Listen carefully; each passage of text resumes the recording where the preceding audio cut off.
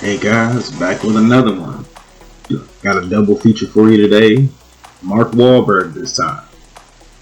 Recently saw his two of his newest films, Infinite, which is a Paramount Plus original, and of course you guys have heard about Uncharted.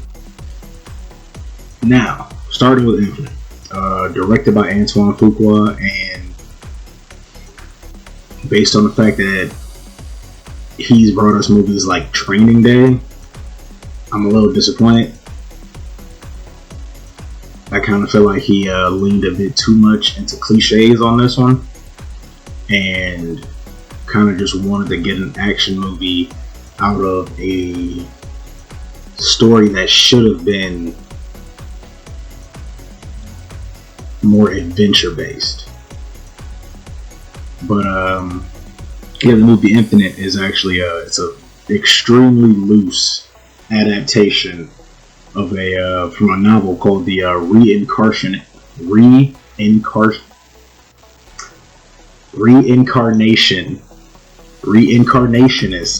Papers. Sorry about that. Yeah, the Reincarnationist Papers. It's about a guy who realizes that he thinks he has mental issues, and he thinks he's the only person that has to deal with this, and he realizes that he's like remembering a past life, or at least that's what he thinks, until he finds he meets this girl who tells him like, oh yeah, I also remember my own past lives. Like, he remembers 2, she remembers 7, and they're actually a part of a group of people that remember all of their past lives. They can retain all their old skills, which the premise is an amazing premise. You can build an entire universe around just that premise, because you can go to pretty much any point in time and say, oh well, this great hero or this legendary soldier or this amazing general, they were all actually technically the same person. But you can go as far back as you want to, back to the dawn of time, up to the future, however much you want to, and say a lot of these people have been the same group of people fighting throughout time and doing what they can to change the world and everything. Now, in the movie Infinite, the group of people, there's a total, they said around 500 in the movie, of people who are constantly reincarnated every time they die and remember their past lives. Collectively, they're called the Infinites. Now, in that group of Infinites, there are 2 factions. One called the Believers, who feel that they have been given this power as a gift and to help lead humanity into prosperity and peace and just a general bettering of humanity. And then there are the other group is the Nihilists, who feel that they have been cursed with this, and so they want to eradicate all life, because if there's no more life, they can't be reincarnated anymore, and the cycle ends. As I said, very good premise, like amazing premise, could have been done so well. Bad execution. Now, you got Mark Wahlberg, who plays your main character. He's not a bad actor, but I do feel like he kind of phoned it in on this one. Like, it wasn't something that he was super passionate about, and kind of just wanted to get it done. You got Chiwetel Ejiofor, who is honestly one of my favorite actors, like, ever. And I gotta say, him as the villain was the best part of the movie to me, but that's just my opinion. We have, who else? Sophie Cookson, who some of you may remember as Roxy in the Kingsman movies, in the first 2, Kingsman and Kingsman Golden Circle. Then you have, who else? Jason Mantzoukas, who some of you know as Rafi from The League and a bunch of other projects that he's been in lately. Now, those are the biggest names in this entire movie. There are some other people, but they aren't very well known. There's some Icelandic actors who are very big over in Iceland and over in that area, but they haven't gotten much spotlight, as it were. Over here, they haven't translated well into an American audience.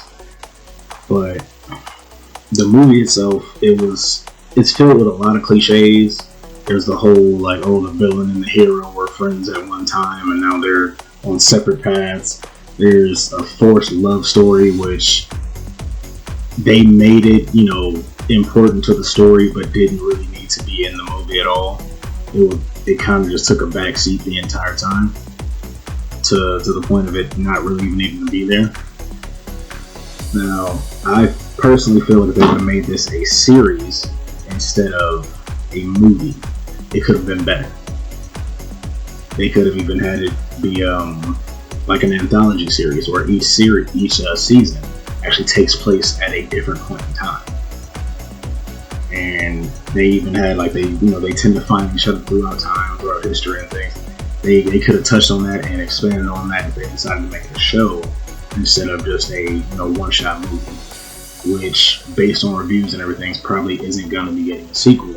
So the end kind of sets up for that, but based on reviews and the critics, it's probably not going to be getting a sequel. So that's probably going to be the end of that one, unless someone else picks up the Reincarnationist papers later on and does a more faithful adaptation to it, or can pick up where Antoine Fuqua left off, but actually build on it and make it better. But overall, I would give Infinite a 6 out of 10. It's not the worst movie. It's definitely not the worst movie, but it's certainly not the best. And there's quite a bit of room for improvement, but it wasn't horrible. Would I watch it again? Maybe at some point, bored on a day off or nothing to do, possibly.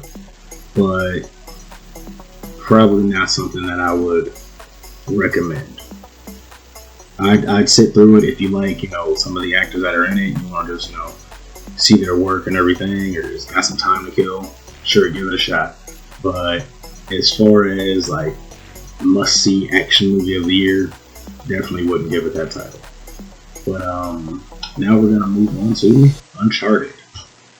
Now, Uncharted, directed by Ruben Fleischer. I'm not sure how to say his name, and I am sorry if I am butchering that. But for those of you who don't know who that is, he directed both the Zombieland movies, 30 Minutes or Less, Gangster Squad, and the first Venom movie. So the guy's got a little bit of a reputation already. Cast-wise, we got Tom Holland, who all of you know as the MCU Spider-Man, Mark Wahlberg of the Funky Bunch, Antonio Banderas, who, Desperado, Spy Kid, Zorro, and for the younger people, Puss in Boots. They know who he is. And then we have my queen, my love, Tati Gabrielle, who, I love her so much. Some of you, if you've ever watched The 100, she played Gaia. Also, those of you who have seen The Chilling Adventures of Sabrina on Netflix, she played Prudence Blackwood. And as you guys can see, she's a phenomenal actress. And my personal choice for Storm, when they finally introduced the X-Men into the MCU, she's my choice for Storm. That's all I'm hoping for. Give me that, and I can die happy at that point. But the movie itself acts as a prequel to the original series of games. It's a telling of how they originally met. I'm not sure. I never actually played the games myself. If they went back into that in the games, if they actually touched on when Drake and Sully actually met, I have no idea. I never actually played the game. Wasn't the biggest fan of the series. I know enough to chat it up with people about it, but not enough to be like, oh yeah, I remember this part. This puzzle was like, no, I never played it enough. Never was a big enough fan of it. Now, as far as it being a video game movie, gotta say it was damn good. Because as we've all seen from the original Mortal Kombat, the second Mortal Kombat Annihilation, to the newest Mortal Kombat, and every other video game movie in between, video game movies tend to not be what they should be. They tend to not be as good as they should be. They tend to end up trying to be too.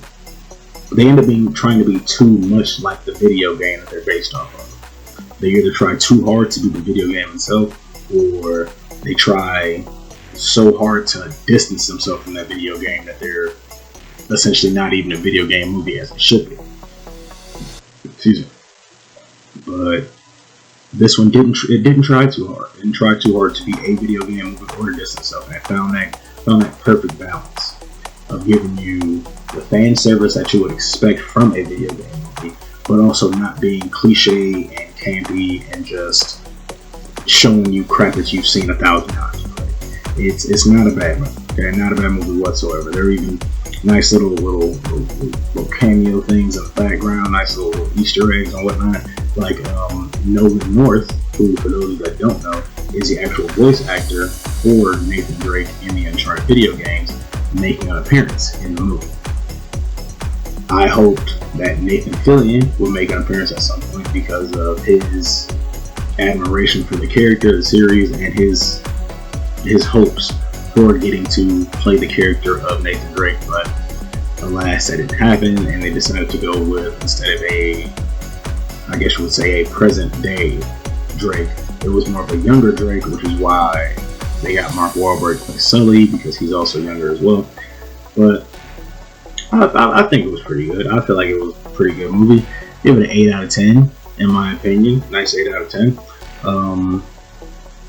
And there was another little Easter egg that if for those of you that watched it, spoiler alert. There's a scene when they're in this church, and in the background, it may seem unimportant, but I think they did this on purpose. In the background, there's these candles that they have lit. Now, everywhere else in the room is just plain white altar candles and those long stick candles and all that. But just on this one table behind them, back in the corner, there's candles, but they're in those glass candle cup things, but they're different colors. There's like a blue one, kind of purplish bluish looking one, an orange one, a red one. And I was thinking, okay, they kind of look like the Infinity Stones in the background, which I think they may have done that on purpose with, Tom Holland being the MCU Spider-Man and everything. I think that was on purpose. I could be wrong. I'm just a guy. I could be mistaken. Hey, anybody out there, if that was an Easter egg and you find out the truth, let me know. Throw it in the comments. Hit me up. But thanks guys for watching. Sorry that it's taken so long, but this is the last one. And I will be back soon with another one. My next video will be on Final Fantasy VIII and how the junction system is actually deeply connected to the theme of the story. See you guys around. Peace.